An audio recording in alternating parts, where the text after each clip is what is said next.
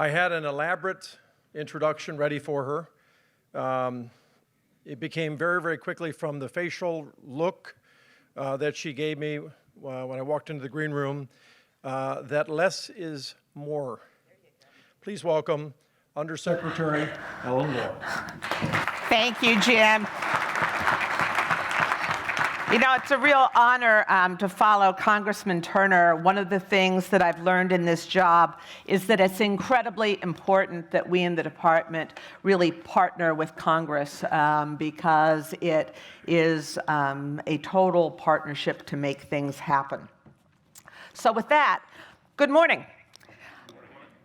I want to go back sort of to first principles here to begin with and remind everyone that the National Defense Strategy remains the department's guidepost as we adapt to the force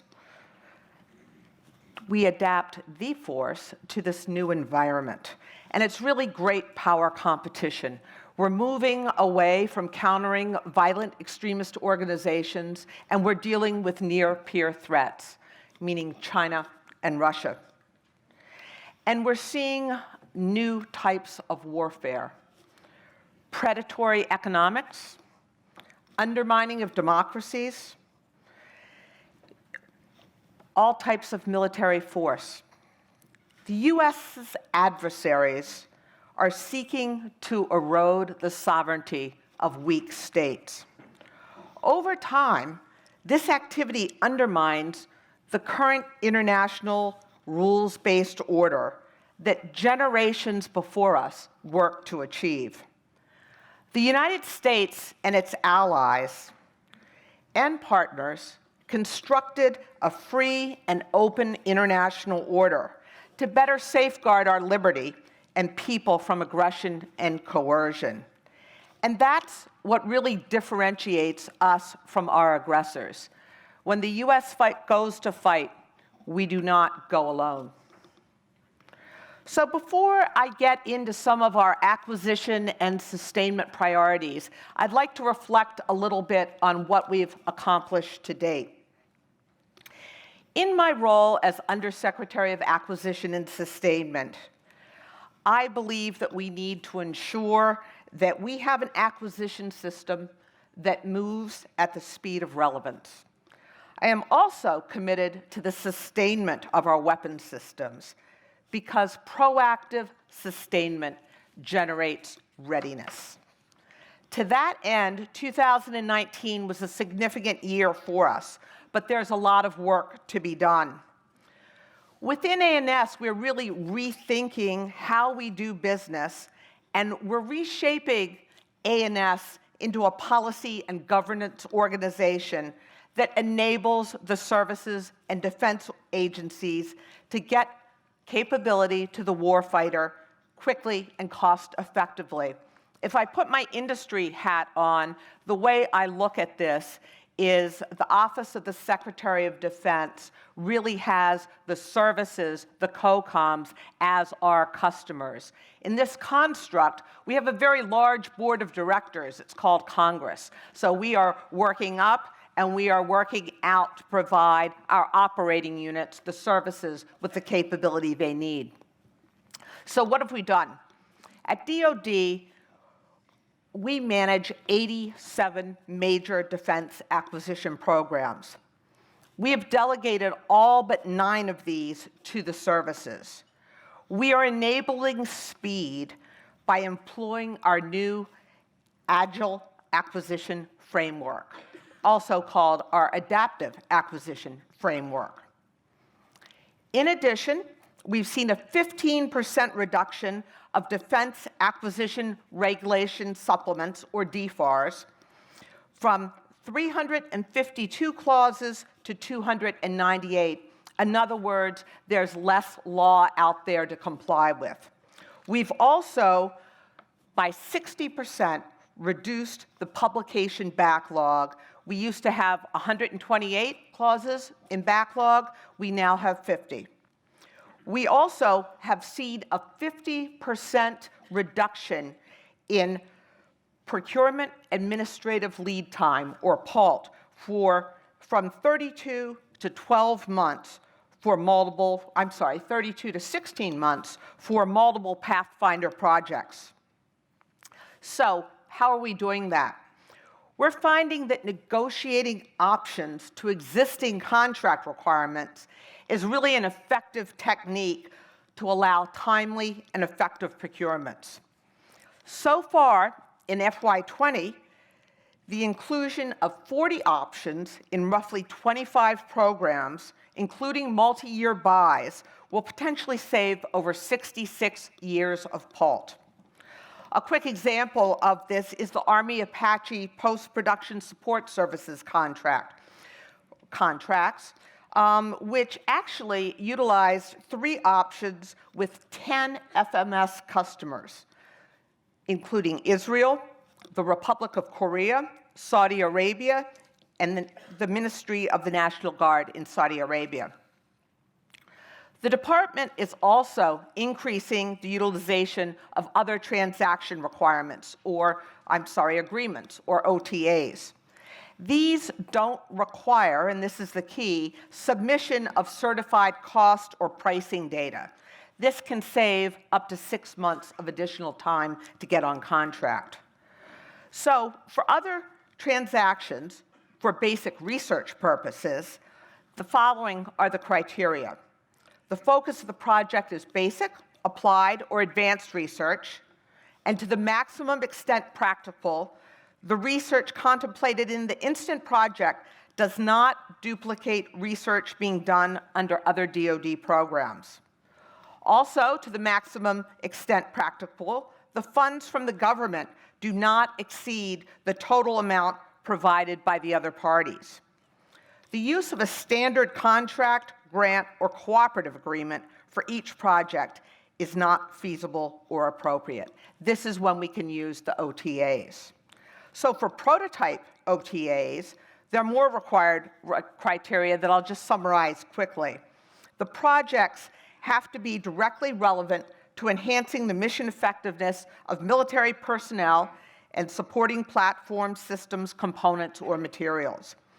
The prototype OT satisfies at least one of the following conditions. There is at least one non-traditional defense contractor or nonprofit research institution participating, or significant participants in the transaction are small businesses.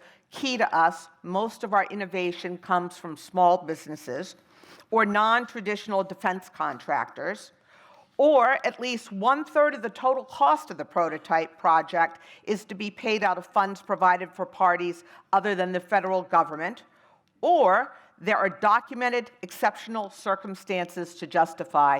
In other words, we are trying to find as many ways as possible to go quickly with OTs. So one example of the expanded use of OTAs is the Army Squad Multi-Purpose Equipment Transport, or SMET program.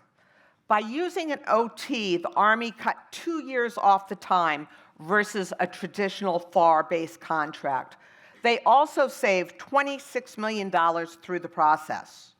So think about what General Murray was talking about. Lots of work that the cross-functional teams need to do, and they want to get going fast. This is the type of contracting that helps them move quickly. So now there are hundreds of OTs in process, and if each saves even a portion in time and dollars, such as this example, it will be very, very significant. OTs are a major vehicle by which the department accesses technology from non-traditional defense contractors. Remember, DIU started on this path, and we've really echoed and amplified what they've done across all the services and now the agencies as well. So the department has initiated a contract financing study as well that will best consider how to attract small businesses and non-traditional defense contractors as a major tenet. The study will further examine the existing types of current contract financing methods, such as progress payments and performance-based payments, which is something I know the industrial base is closely watching. So let's move on and talk about 5000 series. I believe this is one of our key accomplishments over the last year, is to rewrite the 5000 series, which is the overarching policy guide on DoD acquisition. I believe this is the most transformational change in acquisition in the past decade or two. What we want to do is to have irreversible momentum, speeding up acquisition while being compliant. And I tell all of our acquisition professionals that it's their job to do the critical thinking and to be creatively compliant, not to check every box with everything you could potentially do to try to be risk-free, but to understand the toolkit you have and to apply it so that you can get capability downrange to the warfighter as soon as possible. So the 5000 rewrite was really the decomposition of a large policy document into 6 clear, distinct, separate pathways. These pathways really simplify and tailor in acquisition approaches. They empower program managers. We want to make sure our program managers do the critical thinking. We want to conduct data-driven analyses, actively manage risks, and emphasize sustainment up front. So, this new approach is really going to streamline the acquisition process and, again, provide the warfighters greater lethality. So, I've just lost it. Okay, good. My team has brought some trifolds. They're my new favorite things. They're so handy. They will be out there by registration, and you can have for your very own the graphic of our 6 pathways for your reference every day. So, many of you are probably on your phones right now or computers. So if you go to aaf.dau.edu, so Alpha Alpha Foxtrot Delta Alpha Uniform Echo Delta Uniform, you will get the DAU website for the Pathways graphic and more information. All right. So the acquisition policy rewrite includes DoD instructions for each acquisition pathway and functional area. Very key. You write a policy, you have intent, but how do you implement? It's the instructions that allow you to implement. The subordinate functional areas are engineering, test and evaluation, cybersecurity, probably the area that has changed the most in the time I've been in the department. Analysis of alternatives, cost estimating, intellectual property, tech and program protection, human systems integration, acquisition intelligence, and information technology. So I'd like to talk just a little bit more about a functional area that is critical to our success and frankly has not been really discussed within the department in a way that's meaningful and actionable in the past, and that's intellectual property. In 2019, the department released its first policy on intellectual property, really to support more effective approaches to acquisition and licensing of IP. IP must be addressed up front before you negotiate a contract if it's really going to be effective.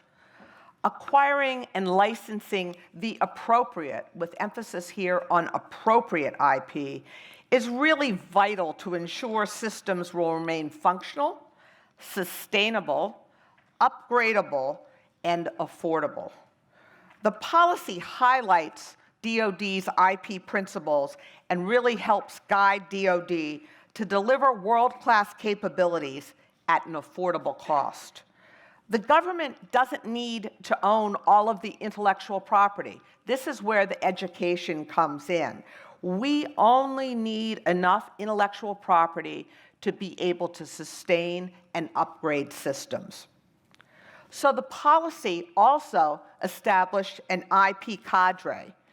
This group is developing further DoD guidance, it's training, and it's also assisting the whole of government effort to address protection of data rights. This is to benefit industry and to benefit government. If we do this right up front, we'll have a workable situation. The real issue is when we get in the midst of a contract and then start to discuss what the government needs for intellectual property. It's too late, it's too difficult, it's too costly, and it's too disruptive. So, another area where we have a lot more functional guidance, cybersecurity. We've introduced the Cybersecurity Maturity Model Certification this past January. And this is really the DoD metric to measure the industrial supply chain's ability to secure its intellectual property as well. So this is how we look at industry, different companies, to understand how they protect their networks and all that they are working on for DoD. So it's no secret that we're at cyber war every day, and we have been for some time. Cybersecurity threatens the defense industry, our national security, as well as our partners and allies. Throughout the CMMC development process, my #1 priority was to communicate, and communicate again. This was a partnership with industry.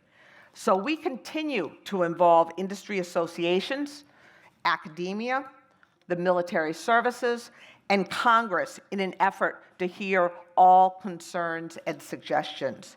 Now that CMMC is released, we're really focusing on the remaining timeline, selecting third-party vendors to do the auditing, creating CMMC training material, rulemaking, non-trivial, and completing an agreement with the newly established CMMC accreditation body. The timeline we are currently looking at includes a public hearing in late April or very early May, and the DFAR rule change for 252.204.7012, now that I'm a government employee, I have to do that type of thing, in the October 2020 timeframe. So the date for the public hearing will be announced as soon as it's available. The certification body will certify auditors, and we're on track for the first CMMC training course for auditors in April. This is very much like what auditors went through to audit for quality to ISO standards, very similar type of process. So, interestingly, the CMMC team is working with multiple countries, including Canada, the UK, Denmark, Italy, Australia, Singapore, Sweden, Poland, and the EU cybersecurity body. All of these countries and groups acknowledge the challenge we have with cybersecurity. They're looking at what is the most efficient and effective way to secure their industrial base, and there are significant conversations about perhaps adopting our CMMC. So more to come. We're working on that through a variety of bilats that we have. All right, another area that's absolutely critical is software. We have systems that are hardware enabled, but they're really software defined. And frankly, we do not, until very recently, we have not had modern software development practices. And one of my concerns is that our business practices have not been innovating at the pace of technology. We need to change that. So in May of last year, my office formally delivered the Defense Innovation Board's software acquisitions practices, and of course we have an acronym because we're DoD, we called it the SWAP study, to Congress.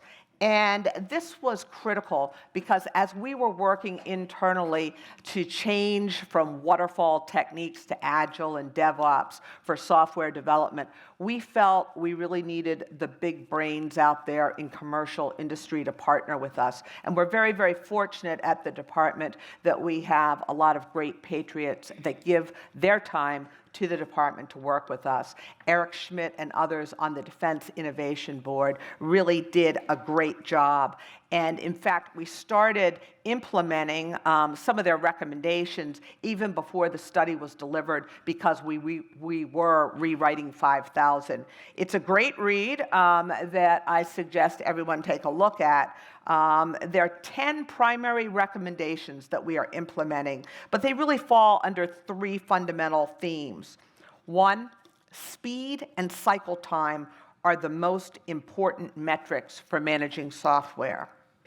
2, software is made by people for people, so digital talent matters. 3rd, software is different than hardware, and not all software is the same. So I'm excited that we are transforming the way we are developing software in the building, and the SWAP study was really a great springboard for us to start from. So if we look forward, A&S remains committed to following the basic tenets, the 3 lines of effort of the National Defense Strategy. 1 is restoring military readiness as we build a more lethal force. So it's all about lethality. We're warfighters, we need to deliver lethality. 2nd, expanding and strengthening our alliances and partnerships. Again, when we go to battle, we do not go alone, and that's what differentiates us from our adversaries. And thirdly, we need to bring business reform to the Department of Defense. And frankly, that's why I joined the Department of Defense after 33 years in industry. I thought that perhaps there was a little bit I could do to help shift the needle, and that's what we're trying to do in terms of all of these acquisition modifications that we're rolling out. So, building on these 3 lines of effort, my senior leadership team and I, early last summer, went on an offsite and really wanted to codify what our mission and goals are for the balance of the time that we're here. So we stated that the A&S mission is to enable the delivery and sustainment of secure and resilient capabilities to the warfighter and international partners quickly and cost-effectively. Underneath of that framework, we have 6 goals that I'm going to step through briefly here. Goal number 1, enable innovative acquisition approaches that deliver warfighting capability at the speed of relevance. So I just talked about the 5,000 series rewrite. That's really the core of it. It's a significant effort, and our team is beginning to realize efficiencies as well as addressing critical issues. And again, we want to deal with this all at the outset of a program. Every really crummy program I deal with, and those are most of the ones that I deal with, are ones that started with a crummy contract. So we have to develop the workforce, give them useful tools, and enable them to go out and use their best judgment to move forward. The 2 areas that we are probably spending the most time now on in terms of innovative acquisition is the intellectual property that I mentioned, as well as cybersecurity. So goal number 2 is to build a safe, secure, and resilient defense industrial base. This is a partnership. The government cannot function without industry. So I look at this both from a defensive point of view and an offensive point of view, because our industrial base is under attack every day. So we've done pretty well within the government of coming up with defensive mechanisms such as CFIUS, which is the Committee on Foreign Investment in the United States. This is an interagency committee that makes recommendations to the President of the United States on whether or not we need to mitigate certain transactions. It used to just be acquisitions. Now we have the ability through FIRMA to actually look at minority investments, whether or not we need to mitigate them by putting security officers on boards, whether we firewall certain activities, or whether or not we want to block a transaction. So very, very powerful. It generates a lot of legal work here in DC, and it is an interagency effort. On the CFIUS committee is Treasury, who's the chair, Justice, Homeland Security, Commerce, Defense, State, Energy, the Office of the U.S. Trade Representative, and the Office of Science and Technology Policy. We bring others in as needed. Very, very active group. Our industrial policy group within ANS spearheads this effort. So this is necessary, but it's not sufficient. What we want to do is get in front of the problem of innovative U.S. companies, typically small companies, that need critical capital infusion in order to transition from small contracts to a large, sustainable enterprise. And we like to think that our capital markets are extremely efficient. However, we see all of this adversarial capital, as I call it, going into companies, so obviously something more needs to be done. What our team has done is to begin an initiative that we call Trusted Capital.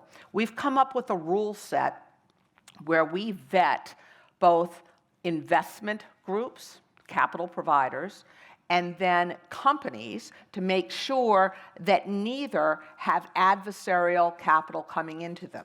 This is a rather rigorous process that we are optimizing, but we have a whole series of lawyers working on this.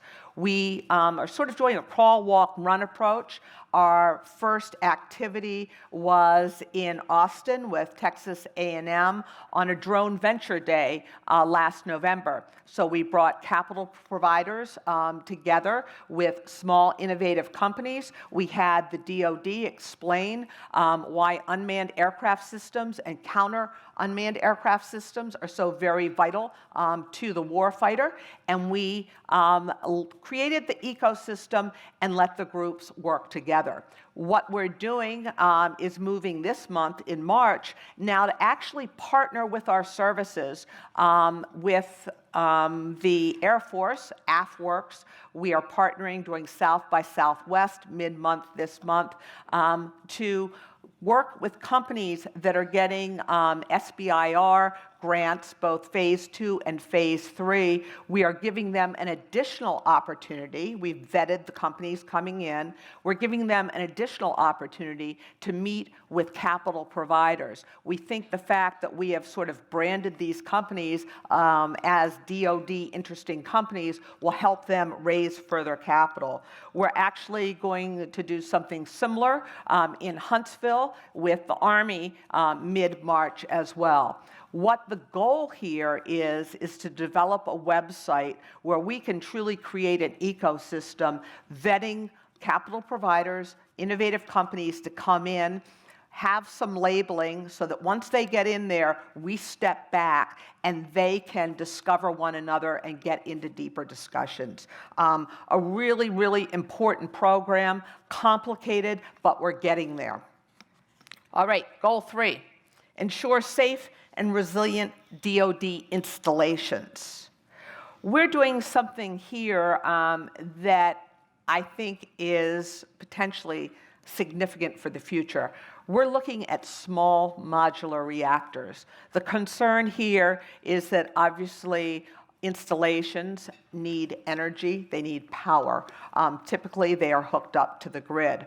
What if the grid goes down? What if your generators don't have fuel to work after a while? So what we're doing is looking at small nuclear modular reactors.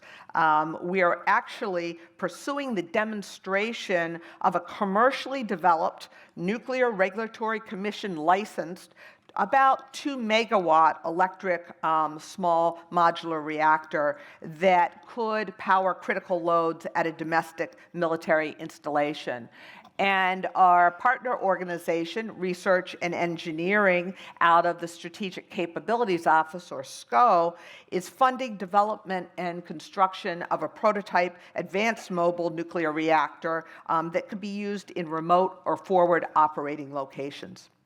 So 4, increase weapon system mission capability while reducing operating cost. I'm going to talk about one of the sub-priorities under 4, which is ensuring a safe, secure, reliable, and credible U.S. nuclear deterrent. This is something that Congressman Turner spoke very well about. You know, our nuclear deterrent is not an option. We need it, and we need to modernize it. We have absolutely zero schedule margin now because of delays in funding over the last few decades. So we are moving forward to make sure that every leg of the triad is being modernized and it meets critical timelines. So it's really incredibly important in DoD's mind to have the situation that no adversary believes they can ever employ nuclear weapons for any reason, under any circumstances. That's why we have our nuclear triad. So 5, promote acquisition and sustainment initiatives with key international partners. We continue through a whole variety of bilats to use technology and acquisition as the tools to enable discussions to ensure that we truly have interoperable forces in this multi-domain battle. We cannot fight together unless we can communicate and actually go forward together. One of the things we're particularly concerned about, as we tend to be very open to foreign sources of supplies, that some of our partners and allies in the EU, through some of new legislation, particularly the European Defense Fund, or EDF, or the Permanent Structured Cooperation, PESCO guidelines, are not allowing third-party countries to come in and participate in the marketplace, if you were. So we are open to foreign investment. We want to make sure the EU has the best U.S. technology and different weapon systems and platforms. Right now, we are going to be prohibited from participating with EDF and PESCO. And additionally, we are worried that the funding in both of those cases is going to be pulling away critical funding from NATO, which is how we interface with our transatlantic partners. All right, 6, the last one, recruit, develop, and retain a diverse acquisition and sustainment workforce. DAU, the Defense Acquisition University, is an incredibly important tool for us. And we are moving away from the typical finger on the transmit button lecturing to students. We're mixing that up. We had TEDx DAU last year, where we had 10 different professionals talk about pushing capability to the edge, got some training after we licensed TED Talks. We are pushing out videos. We're using a lot of vignettes in terms of real-life stories from PEOs and PMs. What went right in programs? More importantly, probably, what didn't go well? What was a problem? What happened? Because we tend to talk about our successes. We tend to hide our failures. We then doom ourselves to repeat those failures. So we're trying to be very, very transparent. We also are morphing from a traditional university to one that's more adult education with a very small core curriculum, and then we add credentials. We get badges for critical capabilities that we deliver at the time of need. So we started with agile methods. We talked about for software, digital engineering, and acquisition of services. So with that, I've got the red lights, so I am going to stop. I'm going to remind you that you too can have your own trifold of the Adaptive Acquisition Framework that has all sorts of other good information on it as your takeaway. And I'm going to open up for some questions. All right. We have about 5 minutes, ma'am. Okay. Morning, ma'am. Mike Brogan. As you select those third-party auditors for CMMC, We do not. We have a nonprofit, self-organizing body to do that. We've set up the rule sets, we step back. okay, so will they then have a contract vehicle that the thousands of members of the industrial base can place delivery orders against? Or is each company going to have to contract separately with those auditors?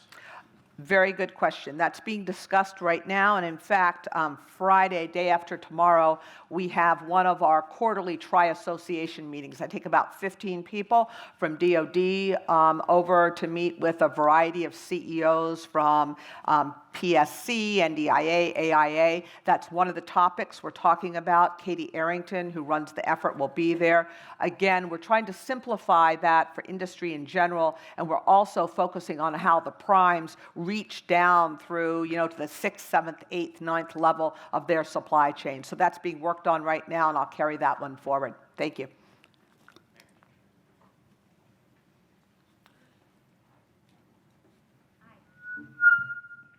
Hi, thank you very much for your remarks. So as just a bit of background and then a question. My team and I have been analyzing the Defense Department's use of innovation initiatives and rapid acquisition tools such as OTAs. Excuse me, where are you from? I'm from a company called PW Communications. We're actually doing some of this research as part of an AFWorks award. Okay.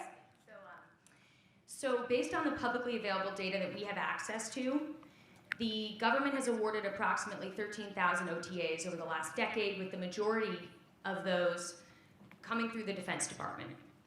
We found that over half of these awards were made to one single organization, a nonprofit, and certainly this organization must have met or meets the eligibility requirements for OTAs, and it's possible that they're serving as an effective clearinghouse for the best and brightest technologies to reach the warfighter.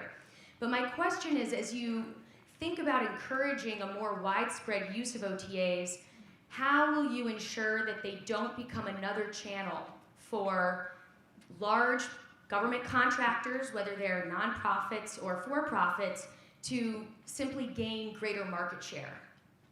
Okay, so if I understand correctly, you have a lot of data on OTAs, which I'd love to see because it's all about data. I like data-driven decisions. But the premise of your question seems to be that large primes will somehow dominate some sectors through the use of a large OTA. Or through the use of multiple small OTAs. If they understand how to take advantage of the OTA process, certainly there's value in reducing the amount of time it takes to award a contract. But if the beneficiaries are companies that are already aware of these processes, is that really the objective? I guess really, how are you going to try to leverage OTAs to bring non-traditionals in? So that's why OSD is there working with the services. About 98% of what we do is enabling the services. There's a very active 2% of oversight, working closely with Congress to make sure that statutory objectives are being met through acquisition authorities and contract types. So the whole premise of OTAs was to get the non-traditionals and the smalls there. So we review the data. That's why I'd love to see your data.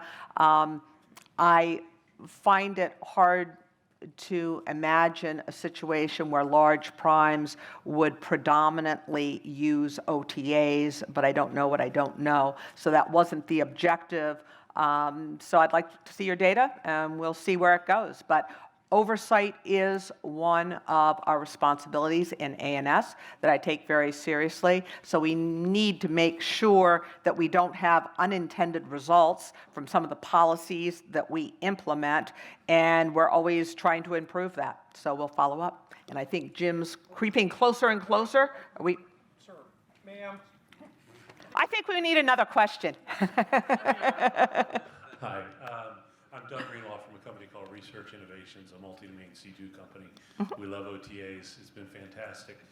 Thanks so much for your leadership of this transformation within the DoD acquisition community. It really is, I think, necessary in the context of great power competition. If you reflect back on your time in industry, what transformations would you like to see occurring in the industrial base to match what you're doing? I think what we need is speed in the industrial base in terms of bringing new capabilities forward to the department so that the department understands the art of the possible. And I think one of the challenges, I'll speak for myself when I was in industry, although we thought we knew DoD fairly well, I get inside and went, oh my God, did we waste an incredible amount of time, and we had no clue. So one of the things I'd like to see industry do is to take advantage of all the on-ramps, if you will, to communicate with DoD. Our industrial policy team has just come out with a big graphic that's on our website that we're actually pushing out to all the industry associations that basically tells you how to navigate around DoD to get in initially, especially if you're a new company, a non-traditional DoD industrial base kind of provider.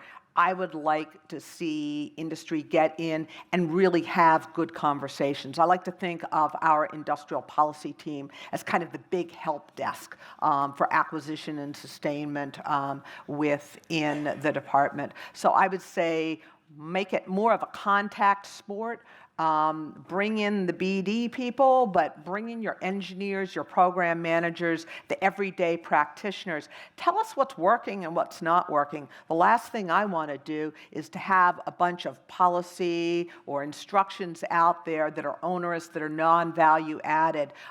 We need to get a lot of reps in on all of this. It's not going to be one and done. We need to keep improving. So I would say that interaction, don't give up. Sometimes they're not easy to get to, but keep coming. And you know, one of the things that everybody thinks is, ooh, you cannot call, and you'll probably not make it through, but you can't email any of these principals. Bring it on. Email us. We want to see it. We don't want to have 25 people sift through everything we're doing.